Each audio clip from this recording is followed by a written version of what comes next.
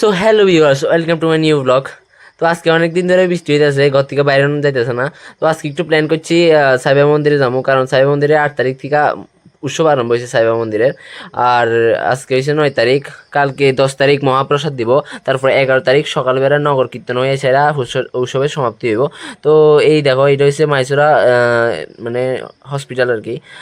তারপরে আমরা হাঁটতে হাঁটতে উৎসবের কাছাকাছি চলে আসি। এই দেখো, উৎসবের লাইটের ডিজাইন করছে যে এদি। তারপরে উৎসবের গেটের সামনে আমরা চলে আসছিলাম। বৃষ্টির কারণে তেমন একটা দোকান পাট উঠছে না এখনো, জানি না কালকে উঠবো নি। তারপরে আমরা একটু দোকান থেকে ধূপকাঠি মোমবাতি লিয়া ভিতরের দিকে গেছি গা। ভিতরের দিকে যাই সেটা ঠাকুরের নমস্কার করছি। তারপরে এখানে ধূপকাঠি মোমবাতিটা জ্বালাইছিলাম। এই দেখো, সাই বাবা স্বয়ং বসে আছে ওইখানে। তারপরে এই দেখো, এখানে কীর্তন চলছে।